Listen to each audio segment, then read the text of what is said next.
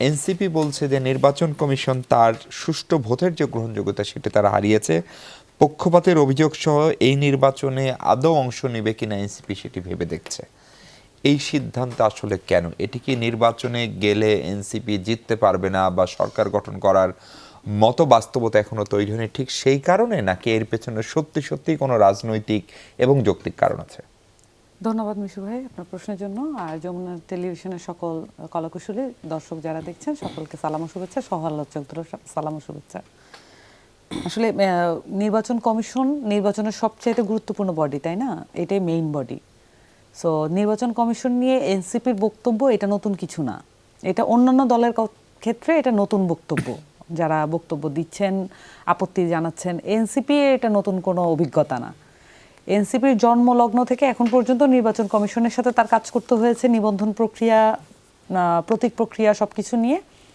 এবং তার খুবই পুরনো একটা অবজারভেশন হচ্ছে, এটা ধরেন আরও 8 মাস আগ থেকে এটা অবজারভেশন, নির্বাচন কমিশন কোনোভাবেই একটা ফেয়ারলি ডিস্ট্রিবিউটেড কোনো বডি না।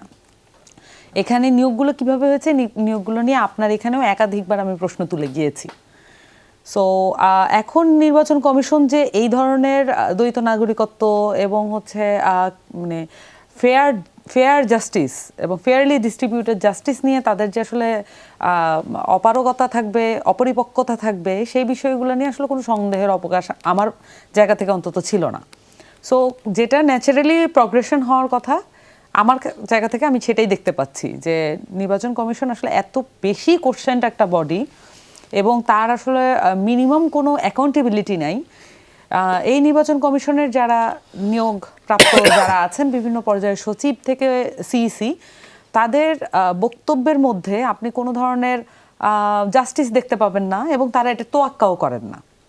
সো এরকম একটি বডি আসলে একটি নির্বাচন করার জন্য পারঙ্গম কিনা সেটা নিয়ে আমি একাধিকবার আমার যে আশঙ্কা সেটা আমি ব্যক্ত করেছি।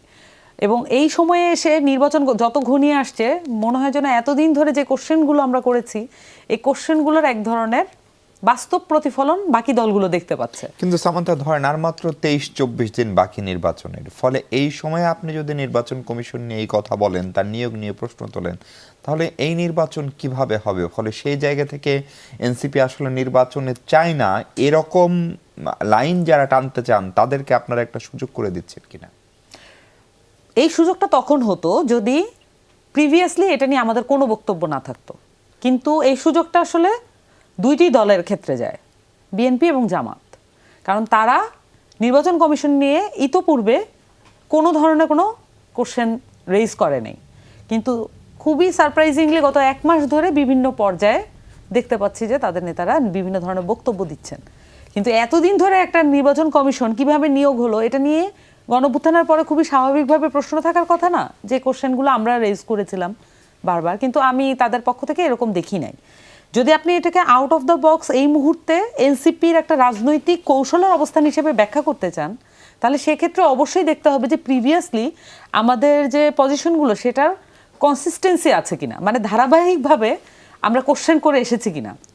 কিন্তু বড় দুইটা দলেরই এই নির্বাচন কমিশনের ক্ষেত্রে ব্যাকআপ ছিল এক ধরনের, যে এটাকে যেভাবে আছে এভাবেই টিকিয়ে রাখতে হবে। সামান্তা, কোনো কারণে ধরেন সত্যি সত্যি যদি আপনার দল জাতীয় নাগরিক পার্টি সিদ্ধান্ত নেয়, যদি আপনার একটা জোটের অংশ যে আপনার নির্বাচনে যাবেন না, তাহলে আসলে কি হবে? এই নির্বাচনের ভবিষ্যৎ কি? এবং আপনার নির্বাচনে না যাওয়া মানে কি আপনাদের যে জোট সেটা যতগত সিদ্ধান্ত হতে হবে, নাকি সেটা এনসিপি এককভাবে স্বাধীনভাবেও নিতে পারে? মানে আসলে এই জোটটা, মানে জামাত এনসিপির যে জোটটা, এটা এককভাবে সিদ্ধান্ত নেয় না জোটগতভাবে সিদ্ধান্ত নেয়, এই বিষয়টা আমি পরিষ্কার না আসলে।